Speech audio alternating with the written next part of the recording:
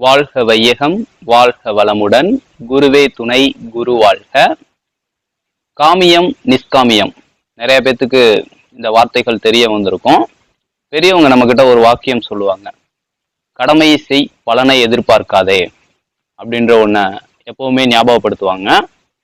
But இந்த உலகத்துல நாம எந்த ஒரு செயல் செஞ்சாலும் அதுக்கான பலன் நமக்கு கிடைக்கணும் அப்படிங்கிறதுக்காக தான் அந்த செயல்ல ஈடுபடவே செய்யறோம். வேலைக்கு போறோம் அப்படின்னம்னா சம்பளத்தை எதிர்பார்த்து தான் போறோம். அப்புறம் எதுக்கு இதை சொல்லிட்டு வந்தாங்க? சமீபத்துல கூட ஒரு குறிப்பிட்ட வருடங்களுக்கு முன்னாடி ரஜினிகாந்தோட ஒரு ஃபங்க்ஷன்ல கூட கடமையை செய், பலனை எதிர்பார் அப்படின்ற ஒரு வாக்கியத்தை போட்டதுக்காக பெரிய சர்ச்சைகள்லாம் வந்துச்சு. நடப்பு வாழ்க்கையில உள்ளவங்களுக்கு கடமையை செஞ்சா பலன் இருந்தாதானே நம்ம ஒரு செயல்ல ஈடுபடுறதுக்கான ஒரு ஆர்வம் வரும், ஒரு உத்வேகம் வரும், வேற எதுக்காக நம்ம வாழ்றோம் அப்படின்ற ஒரு டவுட் வரலாம். இப்ப நமக்கு இது எல்லாமே தெரியும். ஆனா இதுல எது சிறந்தது, எது கரெக்டானது அப்படிங்கிறதுல மிகப்பெரிய குழப்பம் இருந்துகிட்டு தான் இருக்கு. இதுக்கு நம்ம பதில் தெரிஞ்சுக்கணும் அப்படின்னம்னா, இந்த கடமைய பலனை எதிர்பார்க்காம செய்யக்கூடிய விஷயத்துல எந்த நிலை கிடைக்குது, பலனை எதிர்பார்த்து செய்யக்கூடிய செயல்கள்ல எந்த மாதிரியான நிலையை அடையிறோம் அப்படிங்கிறத கம்பேரிஷன் பண்ணி பார்த்துட்டோம்னா நமக்கு ஒரு கிளியரான ஒரு ஐடியா கிடைக்கும். நாம எப்படி நம்மளுடைய வாழ்க்கையில செயல்கள்ல ஈடுபடணும், எதையும் எதிர்பார்த்து செய்யணுமா, இல்ல முன்னோர்கள் சொன்னபடி கடமையை மட்டும் செய்வோம், பலன் எதுவா இருந்தாலும் பரவாயில்ல அப்படின்றதுல மனசை வச்சு செய்வோமா அப்படிங்கிறதுக்கு ஒரு தெளிவான விளக்கம் கிடைக்கும் அப்படிங்கிறது என்னுடைய நம்பிக்கை. இப்ப கம்பேரிஷன் அப்படிங்கிறத பார்த்தலாம். இந்த உலகத்துல எந்த ஒரு பலனையும் எதிர்பார்க்காம யாரு என்ன செயல்கள் செய்யறாங்க அப்படின்ற கேள்வி நமக்குள்ள நிச்சயமா உருவாகும். ஏன்னா கம்பேரிஷன் பண்றதுக்கு பலனை எதிர்பார்க்காம செய்யக்கூடிய ஆட்கள் இருக்கணும்ல. அவங்க இருந்தாதானே அவங்க என்ன நிலை அடைஞ்சாங்க அப்படிங்கிறது நமக்கு தெரிய வரும். அப்ப என்ன பண்ணலாம் அப்படின்னு பாத்தீங்கன்னா, இந்த உலகத்துல அப்படிப்பட்ட ஆளுங்கள் இருக்காங்க. ஃபர்ஸ்ட் நிறைய பேருக்கு அப்படி இருக்காங்களா அப்படிங்கிற ஒரு டவுட் கூட வரலாம். நிச்சயமா இருக்காங்க. இப்ப நார்மலா நம்ம 6 அறிவு கொண்ட மனிதன். நம்ம பிறந்ததுல இருந்து பழகக்கூடிய நண்பர்கள் கூட விவரம் தெரிஞ்சு ஒரு குறிப்பிட்ட சின்ன வயசுல கூட விளையாடும் போது ஒரு பையன் நம்மளை தள்ளி விட்டா அந்த பையன் கூட நம்ம சேர மாட்டோம். ஏன்னா அடிக்கிறான், உதைக்கிறான். நம்மள அன்பா பாத்துக்கிறது, நம்ம கிட்ட அந்யூன்யமா பழகக்கூடிய ஒரு ஆளுங்க கிட்டதான் நட்புறவு கூட நமக்கு வளரும். அப்ப அங்கேயே நம்ம எது நமக்கு ஃபேவரா இருக்கோ அதை தான் நம்ம விரும்பி ஏத்துக்கிறோம். அப்ப நம்ம செய்யக்கூடிய எல்லா செயல்கள்லையுமே பலன் அப்படிங்கிறத எதிர்பார்க்கிற ஒரு கண்ணோட்டத்துலதான் நம்மளுடைய வாழ்க்கை நகர்ந்துகிட்டு இருக்கு. ஆனா இந்த உலகத்துல பாத்தீங்கன்னா எந்த ஒரு பலனையும் எதிர்பார்க்காம சில நிகழ்வுகள் நிகழ்ந்துகிட்டு தான் இருக்கு. ஓரறிவு தாவரத்தை எடுத்துக்கோங்க. ஒரு இடத்துல இருக்கு, மரமாகுது. அங்கனக்குள்ள எத்தனையோ ஜீவராசிகளுக்கு அது இருக்கக்கூடிய இடமாகவும் நிழல் கொடுக்கக்கூடிய ஒரு சந்தர்ப்பத்தையும் வழங்கிக்கிட்டு தான் இருக்கு. அதுல அதுக்கு என்ன கிடைக்கும்? இல்ல நம்மள மாட்டம் ஏதாவது கொடுத்துட்டோம்னா நான் தான் செஞ்சேன். இப்போ கோயில்கள் எல்லாம் பாத்தீங்கன்னா உபயம், மகேந்திரன், உபயம், கார்த்திக் அப்படின்றது போல அந்த கோயிலுக்கு அவங்க என்ன செஞ்சாங்களோ, ஃபேன் வாங்கியிருந்தாலும் வாங்கி கொடுத்திருந்தாலோ, இல்ல லைட் வாங்கி கொடுத்திருந்தாலோ, இல்ல கேட் போட்டு கொடுத்திருந்தாலோ, அதுல உபயம் போட்டு அவங்களுடைய பேரு, அவங்களுடைய தொழில், அவங்களுடைய ஊர் எல்லாத்தையுமே குறிப்பிட்டு இருப்பாங்க. அது போல இந்த மரம் நிழல் கொடுக்குறேன் அப்படின்னு சொல்லிட்டு எதுவும் தன்னைத்தானே பெருமைப்படுத்திக்குதா? இல்லாட்டினா நிறைய பேத்துக்கு இடம் கொடுக்குறேன். ஒரு மரத்துல இருந்து நமக்கு தேவையான ஆக்சிஜன் எவ்வளவோ கிடைக்குது. உபயம் சொல்லிட்டு அந்த காத்துல எதுவும் விளம்பரப்படுத்திக்குதா? அப்ப அது இயற்கை நிகழ்வுகள்ல இருந்து மாறாம அது தன்னுடைய கடமையை செஞ்சுக்கிட்டு இருக்கு. மரமா ஜனிச்சிருச்சு. மரத்துக்கான இயல்பு தன்மையில இருந்து அது இயற்கை நியதியில இருந்தும் வலுவாம அது இருக்கிற வரைக்கும் எந்த ஒரு விளம்பரமும் இல்லாம, எந்த ஒரு எதிர்பார்ப்பும் இல்லாம அது பாட்டுக்கு நகர்ந்துகிட்டு இருக்கு. அடுத்து புழு எடுத்துக்குங்க. நமக்கு கூட அது உதவியா இருக்கு. விவசாயிகளின் நண்பன் மண்புழுன்னு சொல்லுவாங்க. அப்போ ஒரு சின்ன புழு நமக்கு விவசாயம் பண்றதுக்கு உதவியா இருக்கு.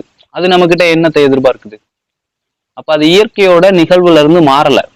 இப்படி ஓரறிவுல இருந்து 5 அறிவு வரைக்கும் பறவை எடுத்துக்கிட்டீங்கன்னா ஒரு இடத்துல இருந்து இன்னொரு இடத்துக்கு வந்து விதைகளை கொண்டு போய் முளைக்க வைக்குது.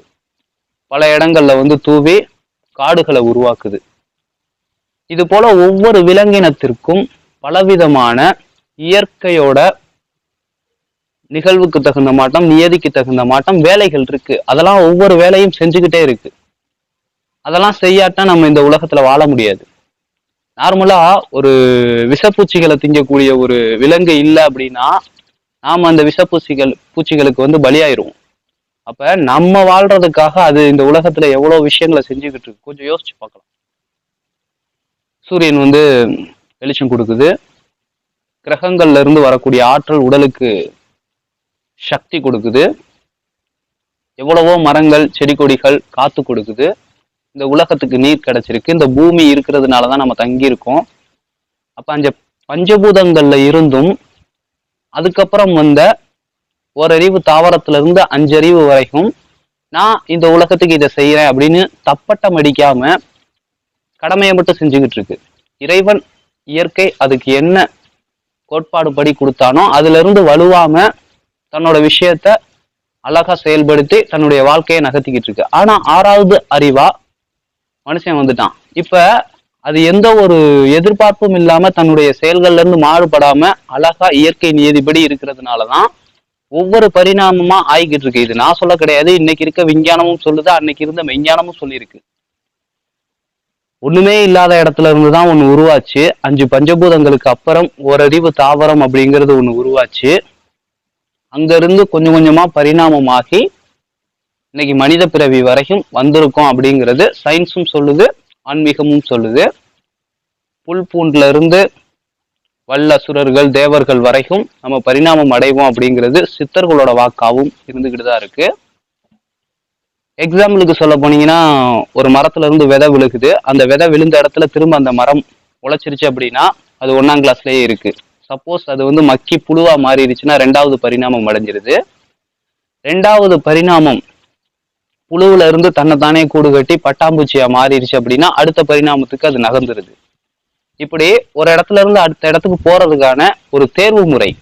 நமக்கு வந்து ஒரு புண்ணியம் தேவைப்படுது. இப்ப இந்த சட்டை இருக்கு, இந்த சட்டை கிழிஞ்சு போச்சுன்னா நான் இன்னொரு சட்டை வாங்கணும், இல்லைன்னா தச்சு போடணும், அதுக்கு காசு தேவைப்படும்.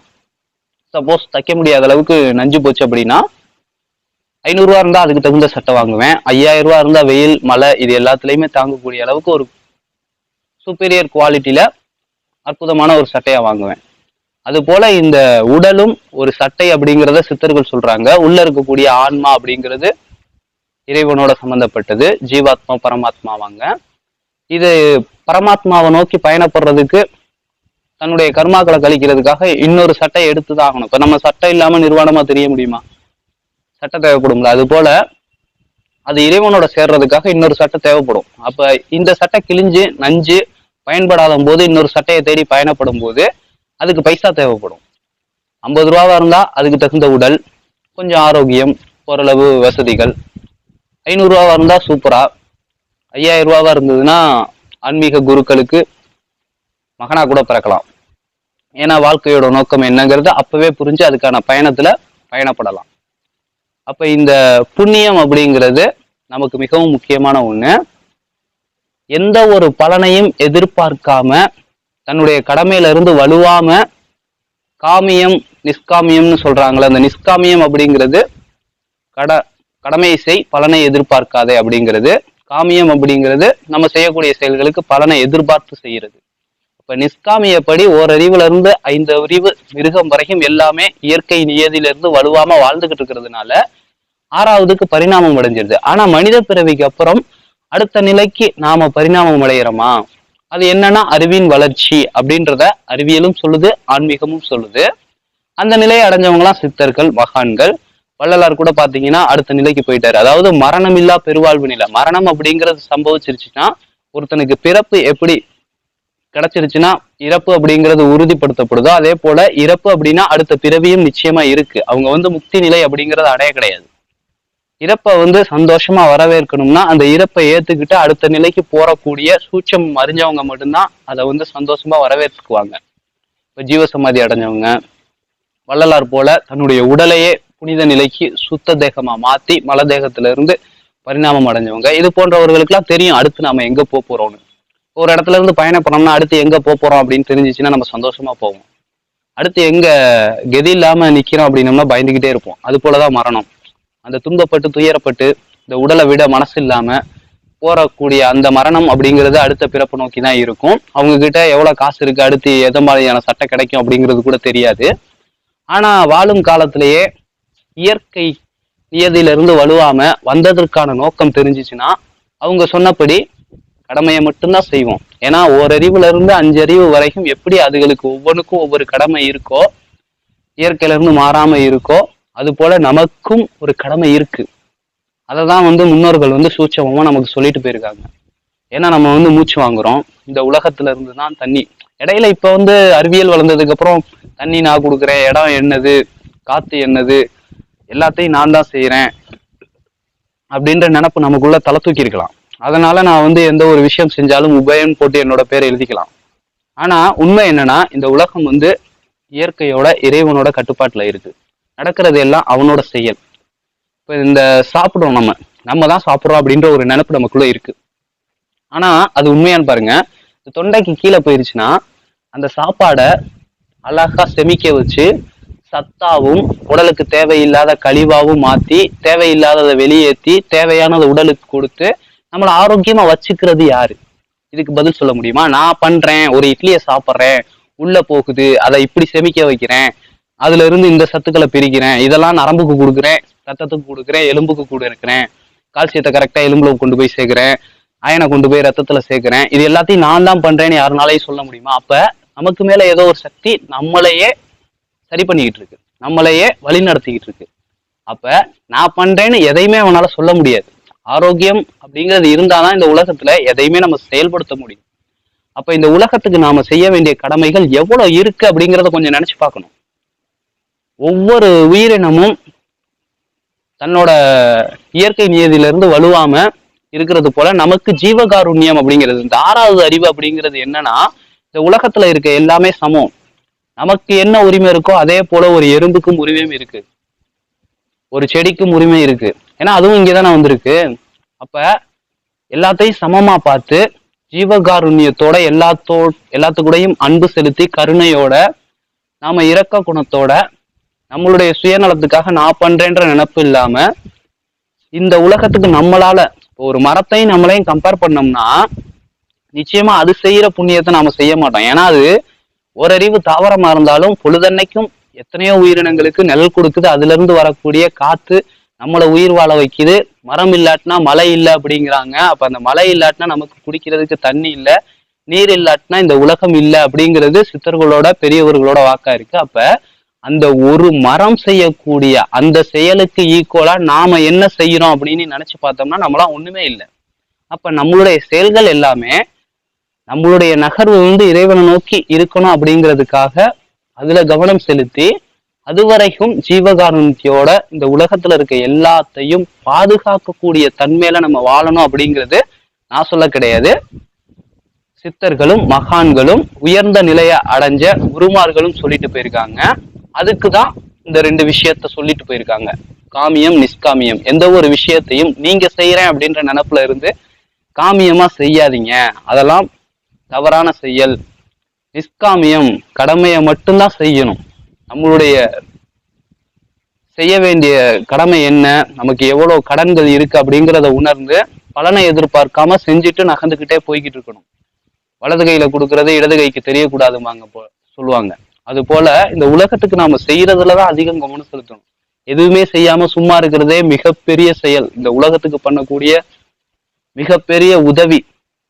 ஏன்னா இப்ப நான் சாப்பிட்றேன்னு வச்சுக்கோங்க, சிகரெட் அடிக்கிறது தண்ணி அடிக்கிறது கூட தீய பழக்கம். நல்ல பழக்கமான உடலுக்கு ஆரோக்கியம் கொடுக்கக்கூடிய சாப்பாடே மிகப்பெரிய ஒரு தேவையில்லாத செயல். ஏன்னா எல்லாரும் விரும்பக்கூடிய ஆப்பிள் அப்படிங்கிறத ஒண்ணு நான் சாப்பிட்றேன் என்னுடைய சுயநலத்துக்காக, நான் என்னுடைய பசியை தீர்த்துக்கிறதுக்காக சாப்பிட்றேன்னா மறுநாள் அது எல்லோரும் வெறுக்கத்தக்க மலமா மாறிடுது. அப்ப நல்லா இருக்க ஒண்ணா எல்லாரும் வெறுக்கிற அளவுக்கு அசிங்கமாக்கக்கூடிய தகுதி நிலையில நான் இருக்கேன் அப்படிங்கும் போது நாம எந்த அளவுக்கு நொந்துக்கணும்.